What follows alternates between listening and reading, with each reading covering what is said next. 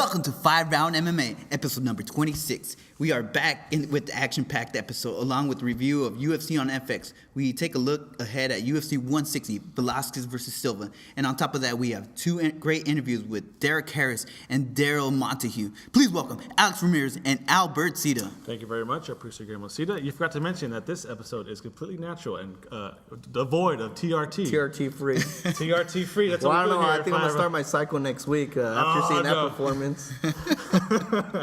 But big news, TRT was successful again in Brazil. I guess we'll break down that fight a little later on. As for right now, you got the latest news in the headlines, Guillermo? Let's start out with your guys' boy, Nate Diaz, actually getting suspended and fined for comments on Twitter. So is it kind of like the meathead? Is he suspended until his next fight? Yeah. No, they said 90 days. 90-day suspension. From what? What's he going to do, though? Does he work on a daily basis for UFC? Or I don't think they get paid per day. Well, you can't fight till those 90 days are up. He got knocked out anyway. He was on a 90-day suspension. They can't fool me. They can't fool me. I read every single doctor notice that they get. He had a 90-day suspension regardless. Do you think it's fair, though? I think it's fair that he got fined. The whole, since, that's dumb. Let him fight. I know find him. He did make some homophobic slurs on his Twitter. I know that, and he did deserve the fine. What hurts more than hurting you in the pocket? He earned that money, and then he just got taken away. That should be good on its own. So this is almost like it's not. It's kind of Matt Hughes at work, right? Because isn't he the head of fighter code of conduct? That's his job, isn't it? Code of conduct. That's a title. He is the peacemaker. They tell him, "Hey, Matt Hughes, go tell Diaz that he's fine." Oh, okay. And then Matt Hughes goes and tells him. Imagine that being in that room with Matt Hughes and Nate Diaz. Hey, man, Nah, I'm pretty sure he called him. That's kind of crazy meeting, I think. So next headline, Renan Barão out for UFC 161. This is a big one. A big one. This could be possibly the second time they have to cancel a show because the only person he can fight is Uriah Faber. Well, Eddie Weiland, right? Eddie Weiland, yeah. We're talking about the main event. This for the interim bantamweight championship. So I think doing the interim belt is out of the question, right? Yeah. And I don't know what big name fighter they can get in such short notice. Yeah. If not, then what? Renan Barão kind of time is to come back with Dominic Cruz, you think, and just almost like and then poor Eddie Weiland. Yeah, the biggest loser is Eddie Weiland because he had almost a title shot. So. Hopefully something works out for Eddie Weiland. Or they just cancel the show. Yeah. Depending on how bad Renan Barão's hurt. So. Yeah. Last breaking news, we have Matt Riddle, Bellator bound. That's the best thing for Matt Riddle because I don't think he can... They don't drug test him? Yeah, well, they don't drug test, one. Okay. Two, that bad taste he left in Dana White's mouth isn't going to go away anytime soon. So why not lock up your whole life career for another 10 years and then see where you're at? Yeah, I think it's a good avenue for him. I know there was some kind of controversy with the whole Eddie Alvarez thing about fighters not going to Bellator because they're kind of shady contracts. But he hasn't even come out in interviews saying that he doesn't even care about UFC. He's not even thinking UFC. He just wants to fight. Sure, to fight. To tell you the truth, not to disrespect Matt Riddle in any way, but he was nowhere as far as going for the championship or anything like that. Yeah. He's a great fighter. He's fun to watch, but never once was his name thrown out there as far as who gets the next title shot. Yeah, he should have fun in Bellator, so should be a good one. Good time. And that's it for today. All right, let's stick around, guys. We have actually an interview with up-and-coming fighter out of Eugene, Oregon, Derek Harris. Stick around for that. All right, everybody, don't miss a beat. Make sure you follow us on Twitter at 5RoundMMA, subscribe to our YouTube channel, and always check out the website, 5RoundMMA.com. 5RoundMMA is brought to you by SportsScene.tv.net. Get your prep sports fix at SportsScene.tv.net. 5RoundMMA is brought to you by True Athletes Training Systems. Unlock your inner athlete at TrueAthletes.com. In this corner, we have Derek Harris. Hey, Derek, Alex Ramirez for 5 Round MMA. How you doing, man? I'm doing good. How about yourself, sir? Good. I want to thank you for taking the time and speaking with us, man. I really appreciate it. Yep, it's my pleasure. Yeah, so if you can, tell the fans out there a little bit about your athletic background and how you decided to get into mixed martial arts. Well, started wrestling in my freshman year of high school, and was pretty good at it, qualified for state from the States, and then my sophomore year ended up going to nationals for Greco-Roman, and so decided maybe I'd want to take a little more physical sport a little further and went into MMA and started training in Muay Thai. Fell in love with it, and then from then on, it was just kind of hooked on it. Been training for, I want to say about 2.5 years, maybe on and off, a little bit longer than that, but solid for about 2.5 years, and I've just been hooked ever since. I love it. I love the art of it and the workout of it. Okay. Can you let us know how your family thinks about the decision? How do they support you as being an MMA fighter? Yeah, well, I have a single mom, and she's scared as can be whenever, the fact that I fight, as all moms usually are. But, I mean, she's really supportive. She backs me on everything and watches all my fights, and, she's always the one there saying, you can do better, and, you're going to make it there one day, and, she's always pushing me forward, so she's just a really good support. And you're based out of Eugene, Oregon, correct? Yeah. Yeah, no, strong wrestling ties back there. Can you talk about your training camp and like how they kind of your coaches and your sparring partners and how they kind of prepared you so far along in your MMA career?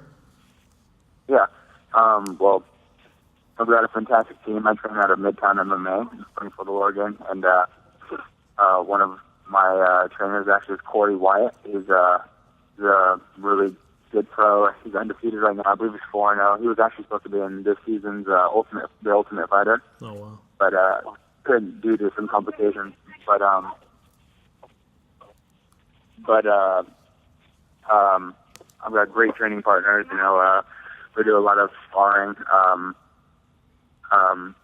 on regular days. And we do a lot of cardio. And I've got some really good coaches, guys from out of the U.S.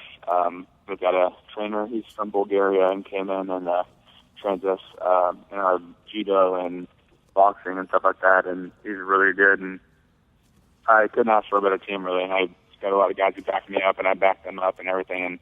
But come fight time, we're ready to get in the cage and just handle business. Wow. Well, that's cool. And, how would you explain your fighting style, actually?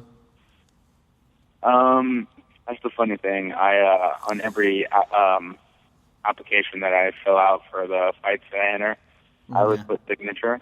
I don't really have a style. I like to kind of think of my fighting style as its own.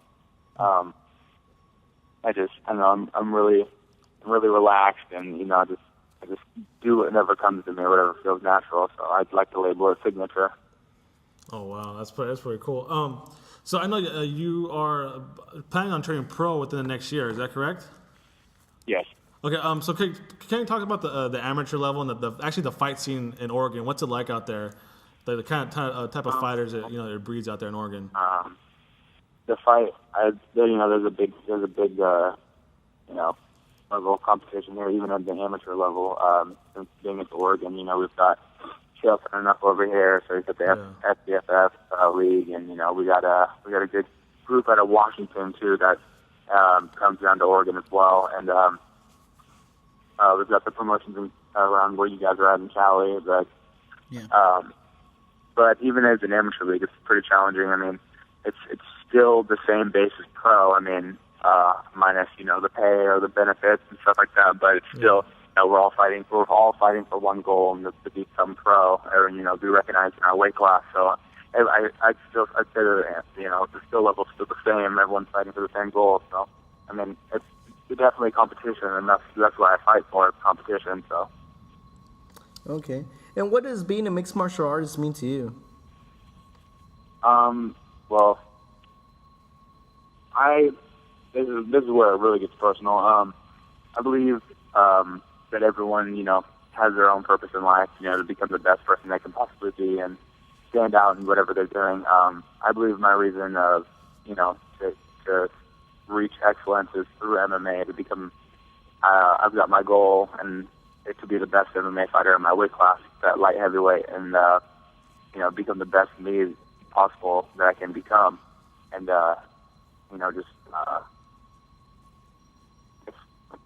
it's more of a bondage that I have with MMA. I do it for more of a spiritual reason. I have a real connection with it. That's why I believe I'm here in this world, is to become the best possible fighter that I possibly can. Wow. All right, one more question before we let you go. You have a fight coming up, correct? Yes. Can you tell us about when and where and who your opponent is? And I think it's almost a title shot, correct, for the for your division? I did have a title shot 2 weekends ago, but it got canceled. So okay. I had talked to the promoter for this fight, and if I win this fight, my next fight in Reno will actually be a title shot. Oh wow! But so June 1st, I'm fighting in Reno, Nevada, through Ultimate Reno Combat. That's the promotion. It's a really, really big amateur event. It's got a big turnout. You know, they broadcast their fights live online. For anyone who wants to watch it, it's at gofightlive.tv. I believe it's like $10. Ultimate Reno Combat 41. They have a really big turnout for an amateur show, and they've got a lot of big guys to go and watch it. And I've got a lot of positive feedback from my last fight that I had there. So, oh wow, I'm good. I'm getting ready for that one. All right, well, Derek, we wish you good luck on that fight. Keep us updated. We'll definitely keep us updated on your career, and love to have you on again some other time, man. Really appreciate it. Thank you, Derek. If you're ever in California or anything like that, we would like to welcome you into True Athletes Gym. It's a strength and conditioning gym, and whenever you're here, you're more than welcome. Definitely. Thanks, guys, for your time. Yeah, thank you. If you're an MMA fanatic, make sure you're wearing the proper MMA gear. The Madhouse clothing line, MMA all day. Go shop themadhouse.com. Was Steven Spielberg in Brazil? Because we saw a Jurassic Park as the T-Rex devoured Luke Rockhold. That was the T-Rex. The TRT Rex. Yeah. Well, first of all, I'd like to remind everybody, last week I clearly said that Luke Rockhold's lack of experience is going to be the factor here in that. And he said he doesn't like to be pressured either. Yeah, and Vitor Belfort was going to go in there, do work, just like I said. He's a veteran fighter who pressures other fighters. Yep, exactly what I said. Looking back now, happened. a horrible matchup. Yeah, I even heard some few comments from other podcasts saying that Las Vegas had it right by naming Luke Rockhold the favorite of this fight, and that finally Vegas has smartened up and they know how to pick the fights now. Obviously, everybody else doesn't know how to pick fights because I got it right. And I picked Vitor Belfort too. I think we all did. But we all I explained it exactly the way it happened. Oh, that's how it is. That's what he said it was going to be a spinning back kick. And remember I said that? Pull a video back. I said at 2 minutes and 34 seconds in the first round he was going to do it. I got to pull that video back, then we'll see. But other than that, I think all we can talk about is Jacare and his beast mode alligator making Chris Camozzi go to sleep. It was just like watching Beast Wars. He said, transform. He turned into the alligator, clamped on, and it took 3 seconds to put him to sleep. That's what was even more crazy. So what do you guys think is next for Jacare, and then what do you guys think is next for Vitor Belfort? Okay, so they're both in the middleweight division. Yeah. So I don't know, like Belfort. I mean, they're not going to give him a title shot, right? Well, the thing is that the whole super fight umbrella still hangs over Anderson Silva, so you kind of don't want to book him if he does destroy Chris Weidman. Yeah. So what I think is naturally they both have to fight each other. But what sucks is that Jacare still needs at least 2 more fights, I think, before he's in that top 3 level. I mean, I'm not saying he's not a top 3, but in the UFC, for him to feel more comfortable in that octagon and get the confidence he needs to be a champion. Yeah, but I think there's a sense of confidence that you have to get still. I think that's also a combination of him being in Brazil too, making his debut in UFC in Brazil, and I think. So I really wish he would fight at least 2 more people before he fights like a Vitor Belfort or even start talking about Anderson Silva. But the way it's panning out, it doesn't look like they're gonna have to do Vitor versus Jacare. Yeah, I mean, they both. Hey, but I tell you what, you put that in Brazil, main event, it sold out again. Well, because Vitor Belfort can't fight outside of Brazil. Come on. Yeah, last time he fought outside of Brazil, out in the United States was in 2011. He's fought in Canada and Brazil the rest of the times. And I think they're kind of lenient on TRT use. I'm saying there's something, might be something there. I don't know, but well, when you keep selling out arenas, you can be in Brazil all you want. Yeah, I mean, he's almost like a home base in Brazil, right? He lives there, trains there, main events there. It's kind of like a little unfair advantage, you think, for Vitor Belfort, right? Hey. I don't know. I'm not hating on Vitor Belfort. I think he finishes fights, but it's just like. Well, and before we leave the topic, I mean, Brian Stan had a pretty good point. He went on Twitter and he said that he has trained with people before TRT and after TRT, and he says it is the world of difference. Speed, agility, muscle, everything gets increased, and so he thinks it's very unfair that he is on TRT because he has seen the difference personally. Yeah. But It's not illegal, so I mean, more part of Vitor Belfort. As long as it's not illegal, there's really nothing else he can do. It almost be like disappointing if he was on TRT and not knocking guys out. Yeah. So at least he's finishing. He's getting exciting fights, exciting finishes. They're devastating knockouts now. So. Luke Rockhold came out and said he did not lose his fight because of TRT. Yes. So I mean. Well, I mean, that was a pretty fast spinning wheel kick. So yeah, I think it's gonna be over. That cloud's always gonna be over Vitor Belfort heads now as the TRT. Yeah. Well, he's not the only one. I mean, like think about well, it. Chael Sonnen is on it. Yeah. I mean, there's plenty of people on it. I think, but Chael Sonnen is on it, but he still loses his fight. So it's kind of like That's the the difference. Yeah. But I don't know. I think I see more power to. Well, Chael Sonnen doesn't train like Vitor Belfort trains. Let's keep that in mind. He hits the wrestling mat. Vitor Belfort, he goes in the beach and starts lifting shells and stuff. So, I mean, they train different. So, I think you can't deny a Vitor towel shot now, I think. But what about Luke Rockhold? And I said it, he lacked experience.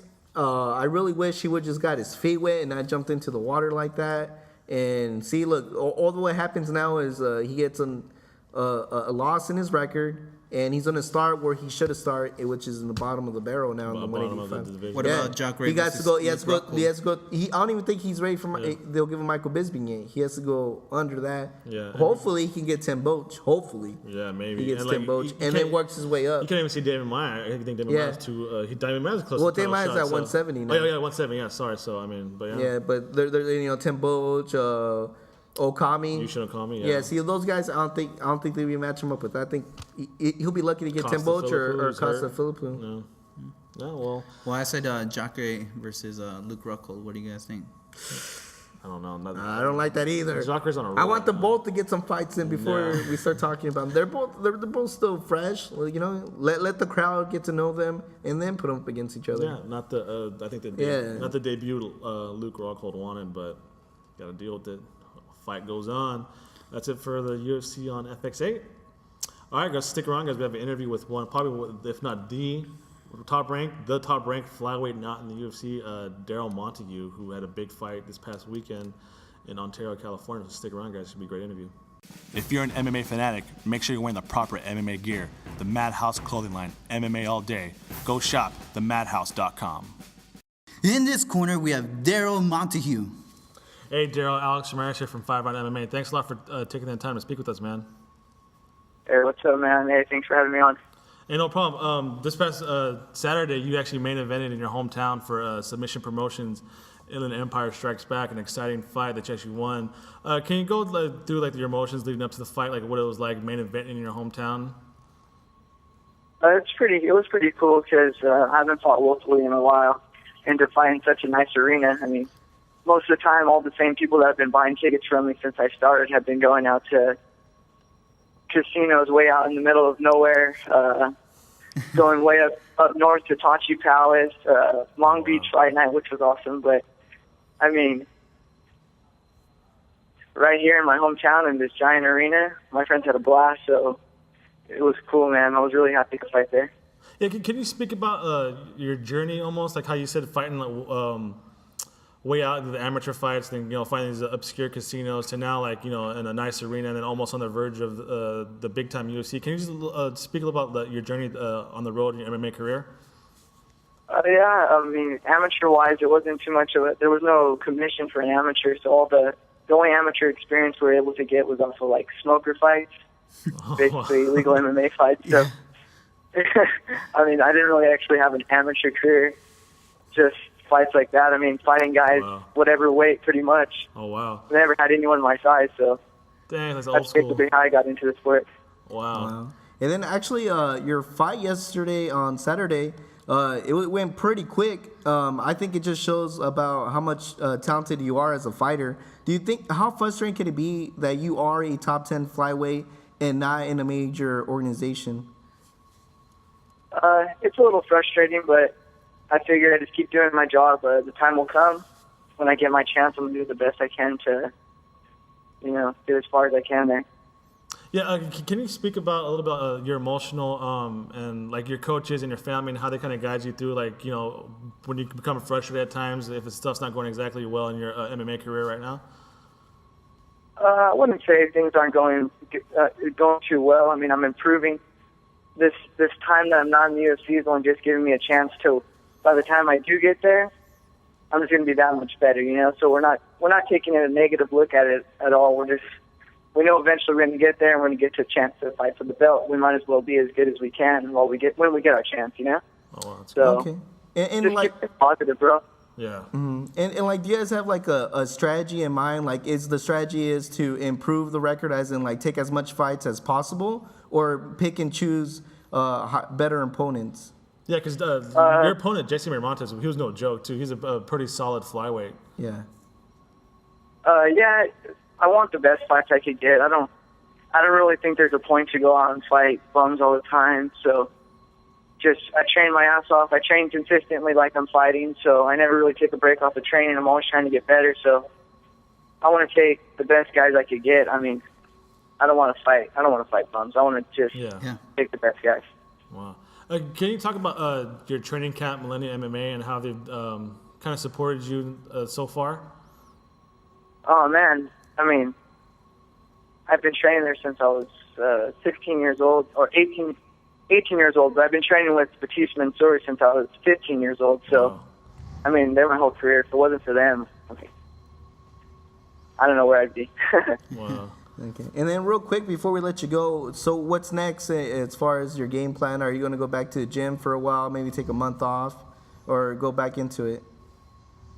No, there's no injuries, so I mean, of course, I'm not going to jump into sparring, but I'm definitely going to get in and do some technique with everyone, keep drilling, get back into conditioning, and, you know, start lifting some weights. Yeah, man, that fight. But no break, just take some time off of the sparring. Yeah. Oh, well, don't let you go, man. Congratulations on your big victory on Saturday. Real big fans of yours over here, so keep us updated in your career and stuff like that, man. Yeah, thank you so much, Darrell. If you're ever in the Ontario area, you know, you're more than welcome to hang out over here at True Athletes Training System. You know, it's open doors for you. All right, man. Thank you. Yeah, thank you so much. All right. Bye. All right, everybody, don't miss a beat. Make sure you follow us on Twitter at FiveRoundMMA, subscribe to our YouTube channel, and always check out the website, FiveRoundMMA.com. 5RoundMMA is brought to you by SportsScene.tv.net. Get your prep sports fix at SportsScene.tv.net. 5RoundMMA is brought to you by True Athletes Training Systems. Unlock your inner athlete at TrueAthletes.com. This Saturday, national holiday as Cain Velasquez fights. I like that. Velasquez Silva 2. A lot of people saying it's going to be different from the first fight. Who said that? I think the UFC, weren't they saying that? I saw the commercial. They said That's how they're trying to promote it. Oh, There's that's no how they're way. trying to promote it. Oh, It's going to be literally a duplicate. Have you guys ever heard of a man-bear pig? It doesn't exist anymore because of Cain Velasquez. killed it. We'll break down that fight a little bit later in this segment, but for right now, 160, the main card's pretty stacked. Beyond stacked. Donald Cerrone, TJ Grant, Gray Maynard, Jared Dos Santos, Mark Hunt, like all-star lineup. But do you see anything on the undercard? The FX, we got card? actually return of two guys. People forget that for the longest time, you hear this, maybe the name will sound familiar, George Roop. George Roop.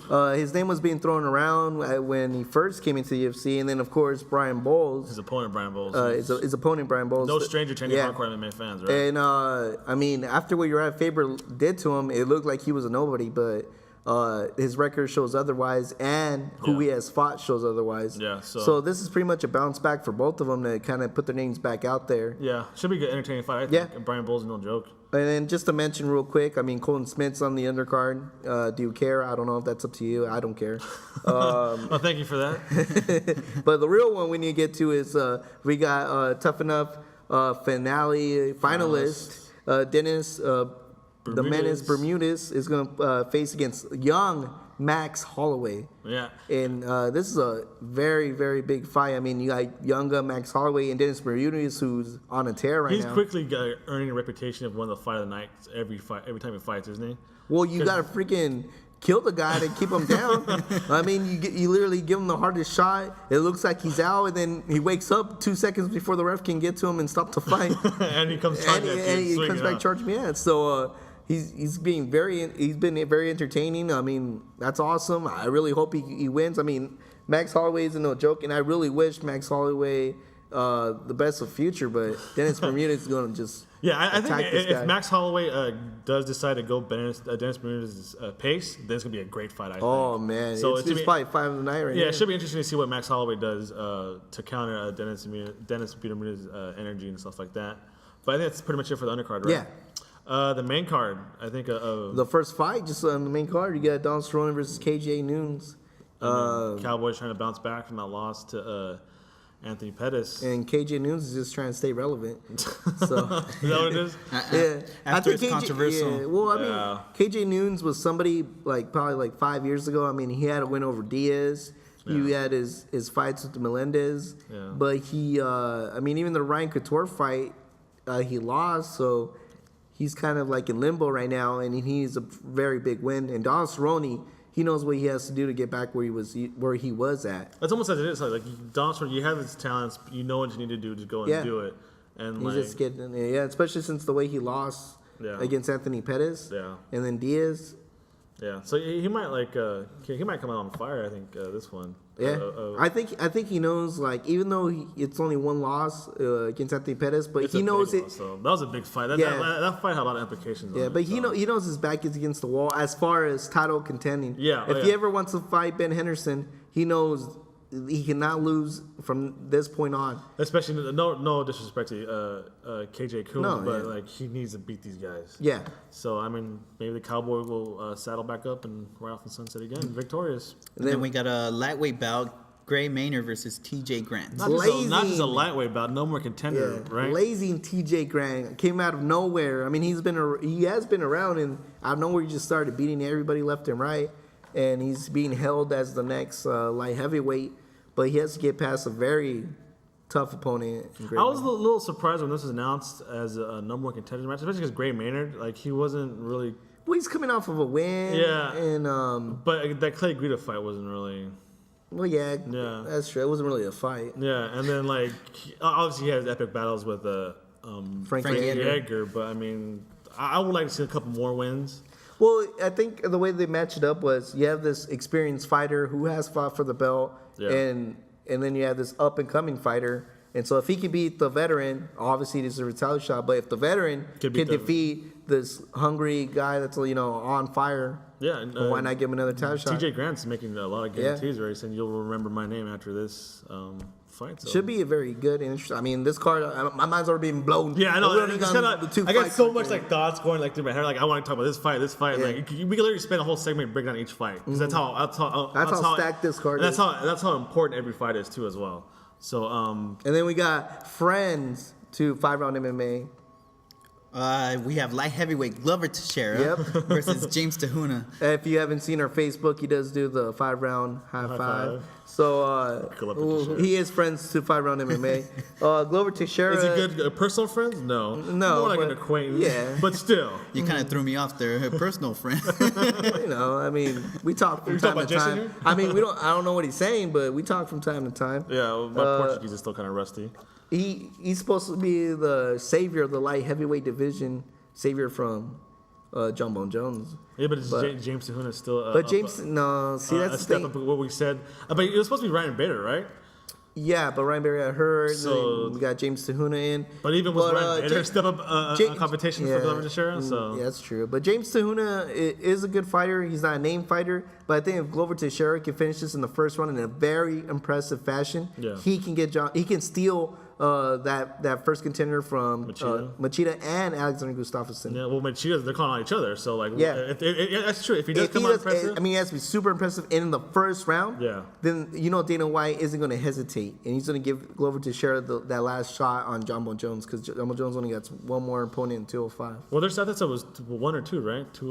He wanted 1 or 2 fights in 205 and then moved to super. Yeah, but I think he only wants to beat Ortiz's record and then move on. Oh, okay. Yeah. So then we have a light heavyweight bout, Junior Dos Santos versus Mark, the Super Saiyan. No, not light heavyweight. Heavyweight. Oh, sorry. This is a big boy. Mark Hunt was never light in his life. I don't know if you guys saw when Gohan defeated Piccolo. Yeah. But that's exactly what's going to happen. Gohan being played by, of course, Mark Hunt, and Piccolo being played by Junior Dos Santos. Okay, and then this is all pending Mark Hunt's visas, correct? I know Well, that's been the news last week. They keep saying that he has visa issues, but the UFC says, calm down, it's okay, we'll take care of it. It's not a big deal. Well, they have Roy Nelson prepared just in case. Yeah, So they just are in at least case. a little worried about it. And he already got approved for his license in Las Vegas, so he's ready to go. Mark Hunt just needs to clear up the visa issue, but I really hope this fight happens because I really think Junior Santos is going to do the same mistake he did with Cain Velasquez. He's going to walk in there cocky as ever, his head held up high, acting like if he is the best thing since sliced bread. And guess what? Mark Hunt likes sliced bread, son. So he's gonna eat that up. So it's not even close to you, this fight at all? No, I think he's gonna track like he's cool. Spar Mark Hunt. Mark Hunt's gonna give you a Kamehameha to the face. You don't see JDS's boxing movement at all? Nah, man. I don't know if you ever seen The height disparity. I don't ever seen it. I don't think you've seen Goku's Kamehameha wave.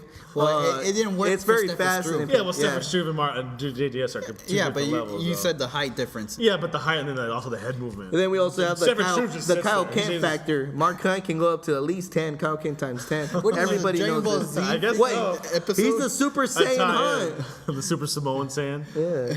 So, with main event next, right? Yeah, so this is a time where everybody is to celebrate, get up on their feet, and Everybody in the world. Mexican national anthem As going in the the emperor, background, thanks to the Cain new Velasquez. emperor, Cain Velasquez, enters the ring. I wonder what our friend Jason Henry has to say Yeah, about no. this. Well, we have Cain Velasquez, the champion, versus Bigfoot Antonio Silva. For me, this is kind of a strange, because they're booking it as Velasquez Silva too. Whenever you see a rematch, that means the first fight was always really close.